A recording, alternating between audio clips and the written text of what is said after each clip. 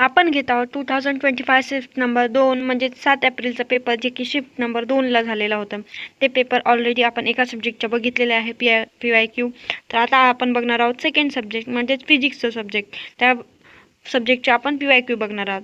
तर ज्यांना कुणाला बघायचे असेल नर्सिंग ॲप्टिट्यूड, त्यांनी लास्ट व्हिडिओला बघा आणि त्यांनी सगळं PYQ रिवाईज करून घ्या. तर मी दीक्षा कतल्या तुमच्या सगळ्यांचं स्वागत करत आहे द ड्रीम अचिव्हर्स गायडन्सला.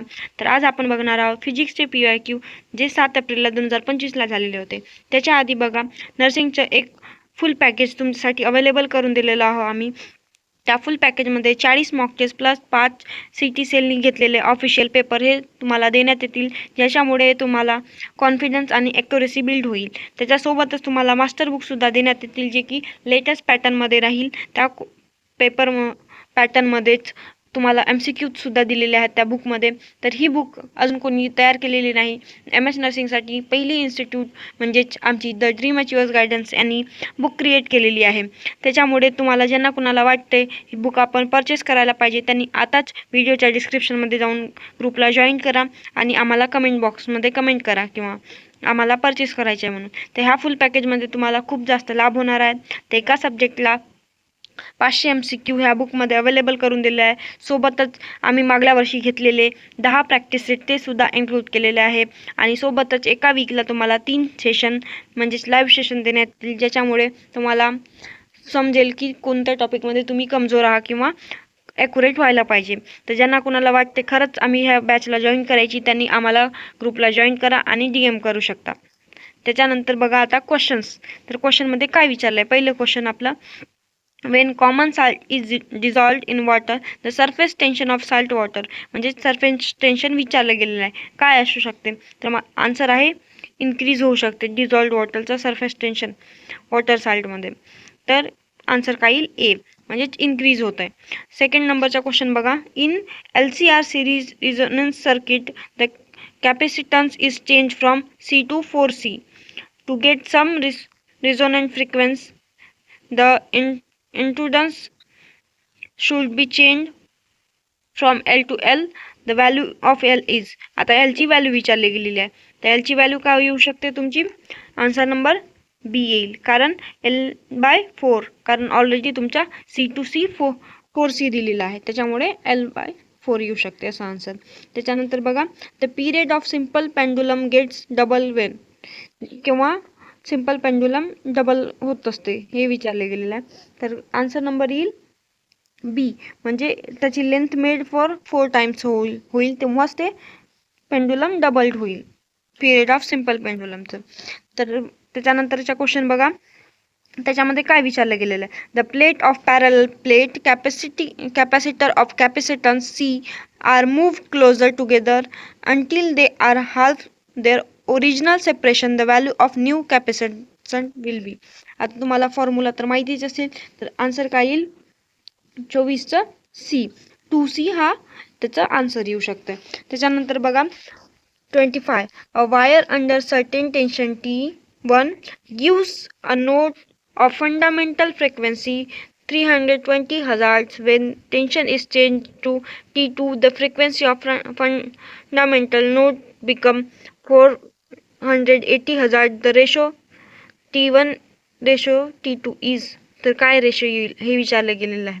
तर रेशो काय येऊ शकते, 4:9 येईल, म्हणजेच आन्सर काय येऊ शकते, आन्सर नंबर C. त्याच्यानंतर बघा क्वेश्चन नंबर 26, त्याच्यामध्ये काय विचारलं गेलं आहे, hydrogen atom the radius of the smallest orbit of the electron is A0. The radius of the third orbit is. काय येऊ शकते याचा आन्सर, याचा आन्सर मला तुम्ही कमेंट बॉक्समध्ये सांगा 26चा कोणता आन्सर येऊ शकते. त्याच्यानंतर बघा 27 number, the heavily doped moderately doped region of junction transistor are respectively.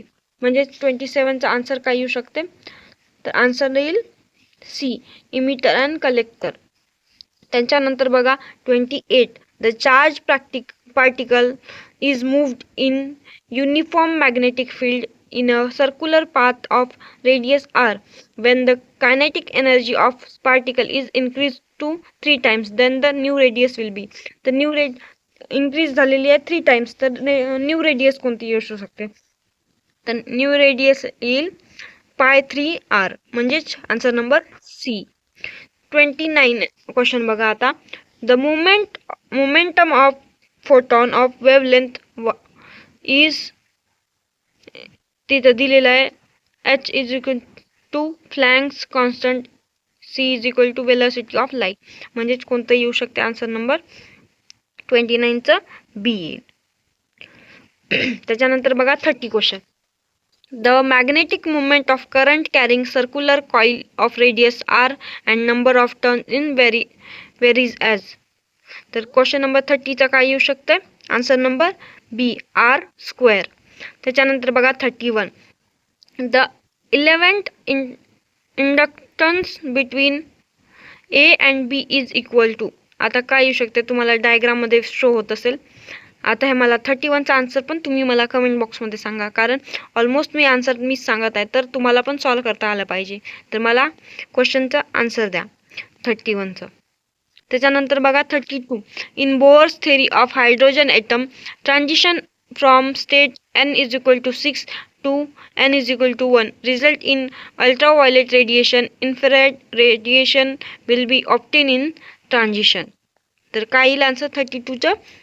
D, n is equal to 5 to n is equal to 3. The ratio of solving power of optical microbes of for 2 wavelength. तर कोणतं येऊ शकते याचा answer? बघा बरं, answer काय येईल 33चं? बी, म्हणजेच 4:3. त्याच्यानंतर बघा 34. In the following figure is current is I is. तर काय येईल आन्सर 34चं? डी, म्हणजे 10 आहे. आता हे विजिबल होईल तुम्हाला काउंट केल्यानंतर. त्याच्यानंतर बघा 35. Light waves from 2 coherent source have intensities in the ratio of 4:9. The ratio of intensities of minima and maxima in the interference pattern is. आता काय येऊ शकतं त्याचं 35चं? 35चा आन्सर येईल सी, 1:25. त्याच्यानंतर बघा 36. When a clock shows a time as 4 o'clock, the angular displacement of the hour hand with respect of the minute hand is. तर याचा आन्सर कोणतं येऊ शकते 36चं? डी. त्याच्यानंतर बघा for a perfectly black body of coefficient transmission is. काय येऊ शकतं 37चं? ए, म्हणजे 0. A thermodynamic process in which temperature remains constant is called. आता त्याला काय म्हणलं जाते? तर काय म्हणलं जात असते? Isothermal process. तर आन्सर नंबर येईल बी. त्याच्यानंतर बघा 39. Which of the following represent simple harmonic motion, म्हणजेच SHM, सिम्पल हार्मोनिक मोशन. तर आन्सर नंबर काय येऊ शकते याचं? डी, कारण motion oscillation of liquid column in YouTube. आता यूट्यूब म्हणजे ते यूट्यूब नाही, तर यू शेपची ट्यूब. आता त्याच्यानंतर बघा last question. 2 bodies A and B have moment of inertia LA and LB, म्हणजेच अँग्युलर मुवमेंट. तर लॅम्बडा आणि अल्फा हे लिहिले रिस्पेक्टिव्हली. तर both have same kinetic energy of rotation. तर काय येईल आन्सर याचं? Answer number C. तर तुम्ही बघून घ्या हे सगळे क्वेश्चन, आणि क्वेश्चनमधलेच काही क्वेश्चन 2 दिलेले आहेत मी, त्यांना मला कमेंट बॉक्समध्ये आन्सर सांगा.